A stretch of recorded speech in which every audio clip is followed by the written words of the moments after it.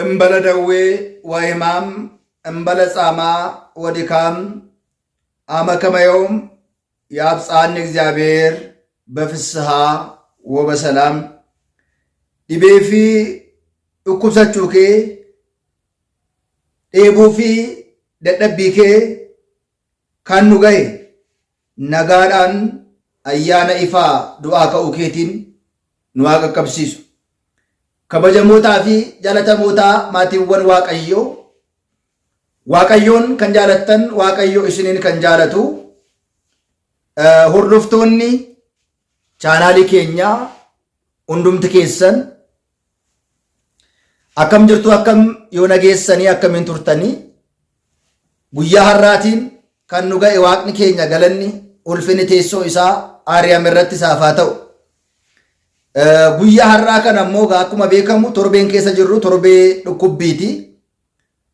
Torbeewwan dhukkubbii gooftaa keenya qoricha keenya Iyyasuus Kiristoos kana keessatti seeronni mana kiristaanaa keenya keessatti raawwatan baay'ee fi baay'ee hedduu kan ta'an keessumaa seenaan kun waa'een dhukkubbii gooftaa bara 5,500 dhaloota Kiristoosii kaasee hanga fannifamuu isaatti kan jiruu fi uumamuu fi addaamii fi hewaanii kaasee guyyaa addunyaan uumamtee kaasee amma guyyaa har'aa amma guyyaa fannifamuu isaatti seenaa jirudha. Seenota kan ammoo dubbannee fixuu hin dandeenye. Haasofnee fixuu hin dandeenye. Keessumaatii kitaabni mana kiristaanaa keenyaa torbee dhukkubbii kana keessa dubbifamu. Gibra himaamaati yookiin immoo hojii dhukkubbii jedhamee abbooliin keenya mana kiristaanaatti dubbisa kakuu moofaa seera Musee 5 macaafota kakuu moofaa raajiiwwan garaagaraa wangeelota arfan ergaawwan garaagaraa walii gallisaa gibra himaamaati. Hojiin gibra himaamaatii kun hiikkaa isaa waliin bal'isamee kan kaa'ame guyyaa hoosaayinaa ka'ee amma guyyaa du'aa ka'utti kan dubbifamu gaafa ta'u guyyaa guyyaatiin immoo guyyaawwan jiran torbee kana keessatti hundi isaanii hiikkaa kan qaban maaliif akka dubbifaman yaadota dubbifaman waliitiin hiikkaa isaa waliin kan dhiyaatan kan itti himamudha. Isaan kana keessa warreen gurguddoo ta'an jennee kan ilaaluu dandeenyu keessumaati torbeewwan kana keessa torbee dhukkubbii kana keessa wantoonni hedduun raawwatamaniiru. Wantoonni hedduun taasifamaniiru. Isaan keessaati gooftaan keenya qorichi keenya Iyyasuus Kiristoos jechoota jaalalaa jechoota fannoo torban inni fannoo irratti yommuu fannifamu haasa'e. Keessumaa jechi kun guyyaa jimaataa sa'aatii 6 kaasee amma sa'aatii 9 jechoota inni dubbate የመስቀል ላይ ቃላት ወይ ደግሞ ጌታችን በመስቀል ላይ የተናገራቸውን ሰባቱን የመስቀል ቃላት ጎፍታን ኬ ቆርጭ ኬኛ ኢየሱስ ክርስቶስ ፈኖ እረቲ kan inni dubbate jechoota fannoo torban walitti ni ilaala. Barnoota keenya itti aanutti immoo gooftaan keenya sa'aatii 9 kaasee 6 kaasee amma 9tti fannoo irra erga ooleen booda foon isaa qulqulleettiin foon isaa lubbuu irraati gaafa adda baatu immoo dinqiiwwan raawwataman isaanis torbatu jira. Inni biraan dhukkubbiiwwan fannoo 13 warri jedhaman 13 himaamaata masqal kan jedhamanis immoo jiru. Isaanis barnoota keenyatti aanutti waliin ilaalla. Amma garuu gooftaan keenya fannoo irra taa'e jechoota fannoo torban inni dubbate maal wangeela kamirraati arganna kan jennu immoo walitti ilaaluun barbaachisaadha. Inni jalqabaa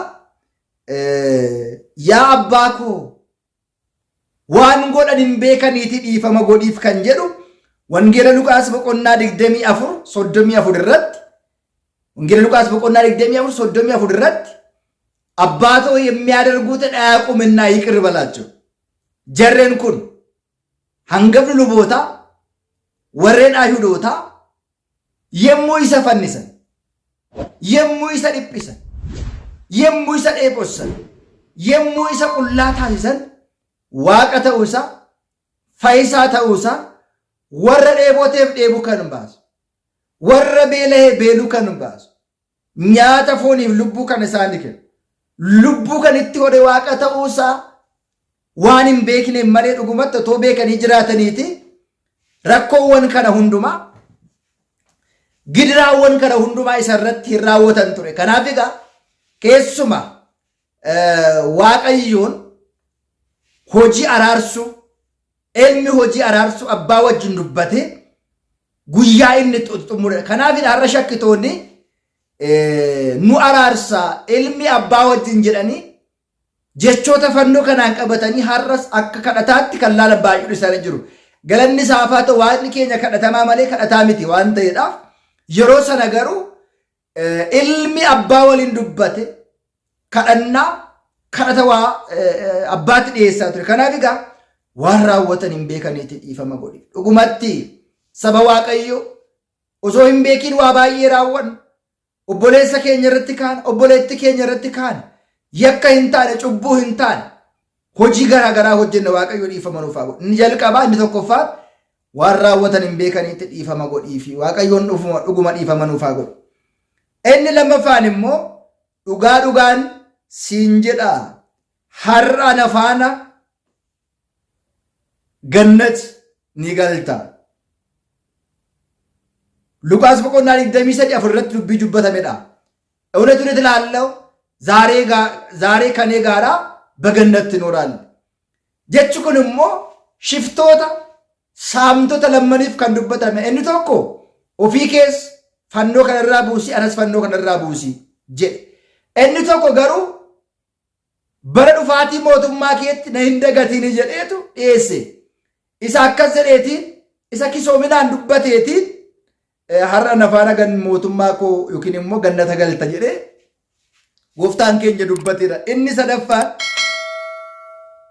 kunoo haadha kee jechuudhaan Yohaannis 19:21-27 irratti haadha dhugaa taatee giiftii keenya qulqulleettiin dubroo Maariyaam haadha waadaa fannoo jalaa jedhamtee kan himamtuuf qulqullicha Yohaannisiif haadha taate hunda keenyaaf akka taatuuf kunoo haadha kee, kunoo ilma kee.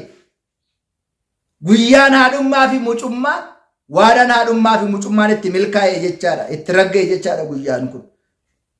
Kanaafidha haadha keenya qulqulleettiin dubroo Maariyaamii haadha keenya jennee kan ishee kabajnuuf, ulfina kan ishee laannuuf isa kanadha. Inni arfaffaan waaqa koo maaliif na dhiiste jechuudhaan Wangeela Maatewos boqonnaa 17:46 irratti Wangeela Maatewos waaqa koo maaliif na dhiiste jechuudhaan ammas kadhata gara abbaatti dhiyeesseera jechaadha. Inni shanaffaan dheebodhee jedhe fannoo irratti jechoota 7 dubbate keessaati. Inni shanaffaan dheebodheedha. Waaqni dheebuu nama baasu hin dheebote. Waaqni beeluu nama baasu hin beela'e. Waaqni nama fayyisu isarratti murtaa'e. Shanaffaan isa kanadha. Inni ja'affaan hundumtuu xumurame jedhe. Wangeela Yohaannis boqonnaa 19:30 irratti jecha kana irratti yaada baay'ee kaasuu dandeenya. Barri 5,500, barri gidiraa sun, barri garbummaa sun, barri dukkanaa sun, daabiloosiin bitamuun sun, abdiin abdaam waggaan 5,500 lakkaa'ame sun xumurame jedheetu waa baay'ee asirrattis dubbateera. Ja'affaa irratti, 7ffaa irratti immoo yaa abbaa koo lubbuu koo sitti imaana nan kennaa, abbaatoo nafseen laantii adaraa saxaalloo jedheetu wangeela qulqullicha Luqaas 23:46 irratti ammas gooftaan keenya qorichi keenya Iyyasuus Kiristoos dubbatee jira jechaadha. Isaan kun gooftaan keenya qorichi keenya Iyyasuus Kiristoos fannoo irra taa'ee jechoota inni dubbatedha. Jechoota fannoo irratti በመስቀል ላይ ሆኖ የተናገራቸውን ሰባቱን የመስቀል ቃላት jechoota fannoo torban warri jedhaman isaan kanadha.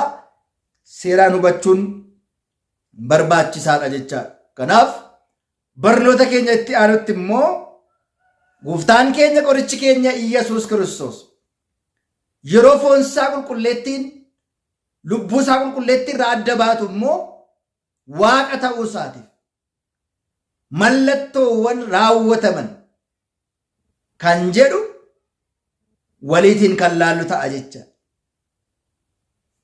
Kanaaf egaa torbee dhukkubbii kana keessa dhiphina, rakkina, dheebuu gooftaa keenya yaadannee sa'aatiiwwan sagadaa 3, 6, 9, 11 jennee sagaduudhaan kadhannaadhaan akka dabarsinu inni nu haa gargaaru.